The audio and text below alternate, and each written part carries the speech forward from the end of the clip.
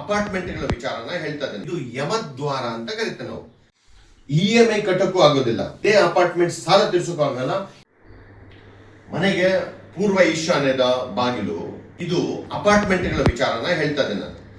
ಮನೆಗೆ master bedroom ನೈಋತ್ಯದಲ್ಲಿ ಇದೆ ನೋಡಿ. ಇದು ದಕ್ಷಿಣ ದಿಕ್ಕಿನಲ್ಲಿ ನೋಡಿ, ಯಮದ್ವಾರ ಅಂತ ಕರಿತೀವಿ ನಾವು. ಅಪಾರ್ಟ್ಮೆಂಟ್ಗಳಲ್ಲಿ ಆಗುವಂತ ಅನಾಹುತಗಳು, ಇದು ದಕ್ಷಿಣ ದಿಕ್ಕು, ಇದು ಪಶ್ಚಿಮ ದಿಕ್ಕು.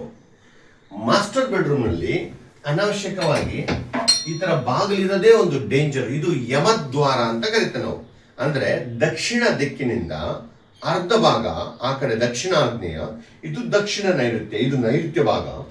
ಈ ಜಾಗದಲ್ಲಿ ಈ ತರ ಬಾಗಿಲಿದ್ರೆ ನೀವು ಕೊಟ್ಟಿರುವಂತ ಹಣ, ನೀವು ಹೂಡಿ ಹಾಕಿರುವಂತ ಬಂಡವಾಳಗಳು ಬರೋದೇ ಇಲ್ಲ. ಬೇಕಾದ್ರೆ ನೀವು ಗಮನಿಸಿ, ಪ್ರತಿಯೊಂದು ಅಪಾರ್ಟ್ಮೆಂಟ್ಗಳಲ್ಲೂ ಇದು ನಡೀತಿದೆ. ಬಾಲ್ಕನಿ ಡೋರ್ ಬೇಕಾಗಿಲ್ಲ.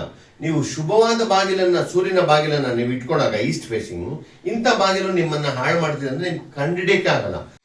EMI ಕಟ್ಟಕ್ಕೂ ಆಗೋದಿಲ್ಲ, ಮಂತ್ಲಿ ಇದೇ ಅಪಾರ್ಟ್ಮೆಂಟ್ ಸಾಲ ತೀರ್ಸೋಕ್ಕೂ ಆಗಲ್ಲ. ಇದನ್ನು ಮನಸ್ಸಲ್ಲಿ ಇಟ್ಕೊಳ್ಳಿ ಆಯ್ತಾ. ಬಿಲ್ಡರ್ ರಿಕ್ವೆಸ್ಟ್ ಮಾಡಿ ಗೋಡೆ ಕಟ್ಸ್ಕೊಳ್ಳಿ, ಜಂಪ್ ಮಾಡ್ಕೊಂಡು ಓಡಾಡಿ, ನೋಡ್ಕೊಳ್ಳಿ, ಹುಷಾರಾಗ್ರಿ.